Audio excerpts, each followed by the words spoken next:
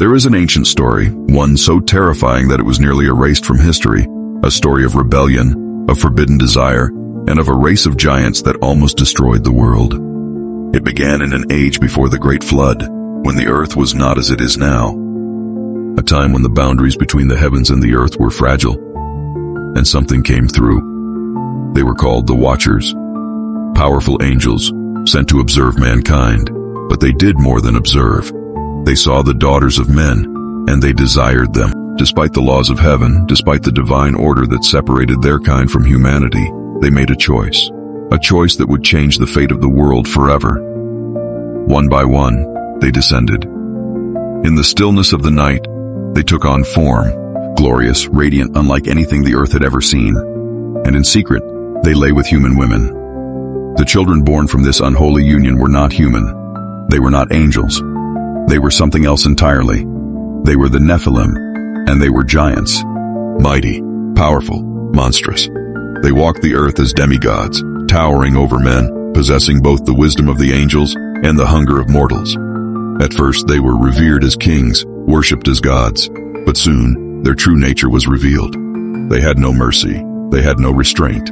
They devoured everything in their path, draining the land of its resources, waging wars against mankind, and even turning on each other in an endless thirst for power. The world became a place of bloodshed and terror, and the cries of men reached the heavens. Something had to be done. And so, judgment was declared. The Watchers, those who had broken the divine law, were to be punished. The order was given, and the mighty archangels descended upon the earth. Michael, Gabriel, Raphael, and Uriel. Their names carried the wrath of the heavens. With divine chains, they bound the Watchers, dragging them to a place darker than death itself, a prison beneath the earth, where they would remain until the final judgment. As for their children, the Nephilim, they would perish. And so the flood came, a deluge so vast, so unstoppable that even the mightiest of the Nephilim could not stand against it. The world was cleansed, their cities sank, their power was lost. Or so it seemed, the lingering curse. The flood had wiped the earth clean, or so it seemed. The bodies of the Nephilim had been swallowed by the waves, their reign of terror drowned beneath the wrath of the heavens, their monstrous strength, their towering forms, all of it erased in a single divine act. But something remained. Their spirits, cursed and restless, roamed the earth, stripped of flesh but not of power, unable to return to heaven, unable to truly die. They became the first demons, whispering in the ears of men, twisting dreams into nightmares, stirring hatred, war, and bloodlust in the hearts of kings. And their fathers, the Watchers still bound beneath the earth, waited, trapped in a prison deeper than death, a place darker than night itself. But even in chains, their influence seeped into the world, and there were those who listened. Bloodlines of the fallen. Not all the Nephilim perished in the flood. Some say a few survived, hidden away in the deep places of the world, in caves beneath mountains, in lands swallowed by time. And others believe something even more unsettling, that their blood did not vanish, that it lingers in certain bloodlines, carried through the ages, a trace of their power, hidden within the veins of mankind. Empires have risen and fallen under the sway of men whose eyes burned a little too bright, leaders whose charisma held an unnatural pull, warriors who fought like something more than human. Were they merely gifted, or were they something else, something ancient, something cursed? The broken seals. Deep beneath the earth, in a place no mortal could reach, the chains of the Watchers lay undisturbed for millennia. But chains rust. Time weakens all things. And there are whispers, echoing through forbidden texts, hidden among the ruins of lost civilizations. Whispers of a prophecy, a time when the prison doors will crack, a time when the fallen ones will rise again. Some say that certain rituals, certain blood sacrifices, could accelerate their return. That dark sects and secret societies have been working toward this for generations, waiting for the stars to align, for the barriers to weaken. That even now in the hidden corners of the world, the Watchers are stirring, and when they return, the world will burn. The second fall. If the first fall of the Watchers was an act of rebellion, the second will be an act of war. What they lost, they will take back. Not as teachers, not as lovers, as conquerors. the Nephilim will rise again, greater and more terrifying than before. But this time there will be no flood to stop them. This time, they will not build mere cities. They will build empires. They will not whisper their knowledge in secret.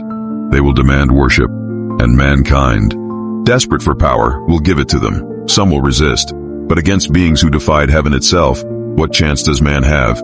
Unless there is someone, who can stop them. The dark resurgence. They were never truly gone. The flood drowned their flesh, but it could not drown their spirit. The watchers were bound, but their whispers were never silenced, and those whispers have found ears willing to listen. In ancient tombs, in secret chambers, beneath the great cities, in the pages of books long forbidden, the knowledge of the fallen ones has been preserved.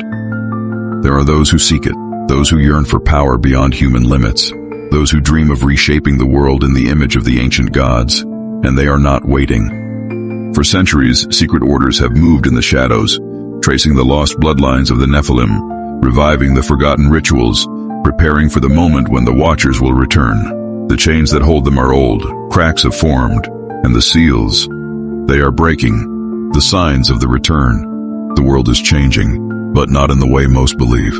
Wars, chaos, moral corruption, these are not random events. They are orchestrated. The world is being prepared for something greater. Have you noticed it? The sudden hunger for knowledge beyond what is natural, the obsession with genetic manipulation, artificial intelligence, and transhumanism, the desire to transcend the limitations of mankind.